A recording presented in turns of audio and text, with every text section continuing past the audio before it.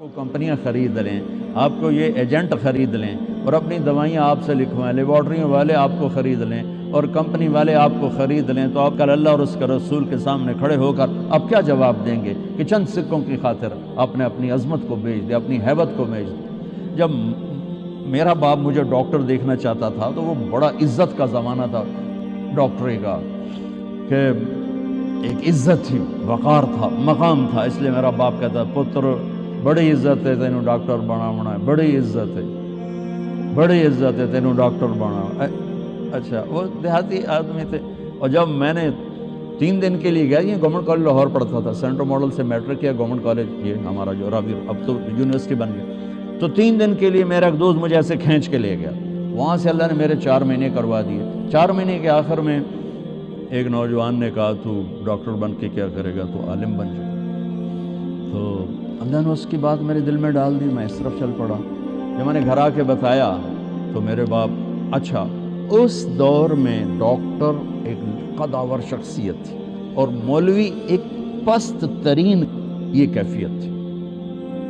اور ہمارے دیہاتی ماحول میں مولوی کمی ہوتا تھا، کمی، جیسے لوہار، کمہار،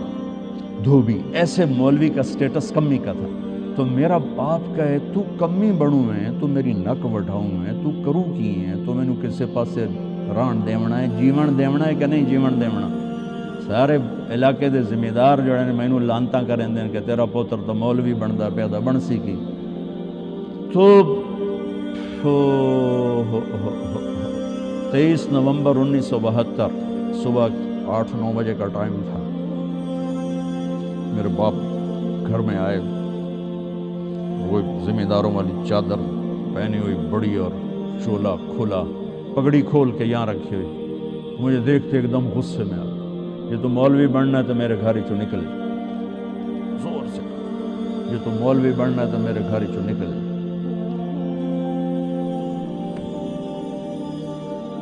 مجھے تو نہیں پتا تھا کہ اللہ تعالیٰ مجھے وہاں پہنچانے والا ہے کہ جہاں ڈاکٹر میرے آگے بیٹھ کے میری بات سنے۔ مجھے تو اس وقت پتا نہیں تھا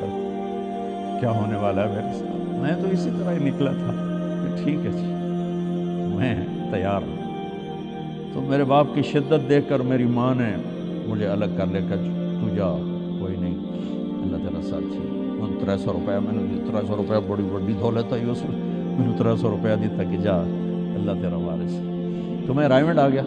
یہاں میں تعلیم حاصل کرنے لگا، 8-9 سال یہاں پڑھا۔ سال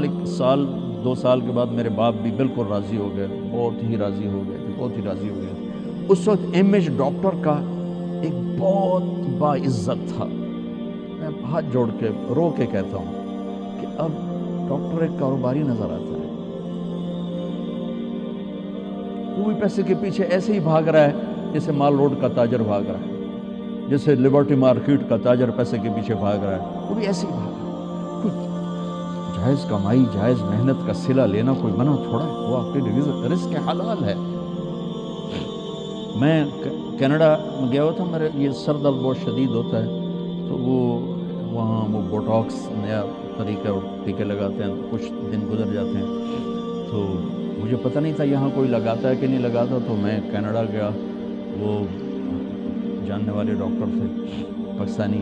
تو پارکنسن کے 5 بڑے ڈاکٹروں میں ایک ان کا نام آتا ہے، تو وہ ان کے کلینک میں بیٹھا ہوا تھا اور بات چلتے چلتے تو یہ ایسی ایک پینسل پڑی ہوئی تھی ان کے ٹیبل پر، تو وہ یوں پینسل اٹھا کے مجھ سے کہنے لگے مولانا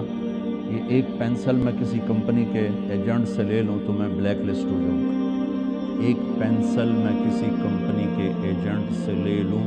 تو میں بلیک لسٹ ہو جاؤں گا، میں کلینک نہیں کر سکتا اس کے بعد۔ آپ ڈاکٹر بنے، تاجر نہ بنے، ڈاکٹر بنے، آپ مسیحا بنے، اللہ کی قسم مریضوں کی دعائیں آپ کی نسلوں کو نہاد کر دیں گی۔ اگر آپ صرف تاجر بن گئے تو ٹھیک ہے 4 پیسے تسی وٹ لینے دیں، لیکن پتہ نہیں آگے نسلوں کا کیا ہوگا۔ اور اگر آپ مسیحا بنے، ڈاکٹر بنے، مریضوں کی دعائیں لیں، پشتیں آپ کی اس کو بیٹھ کے کھائیں کہ دکھی کی دعا اللہ کے عرش کو ہلا دیتی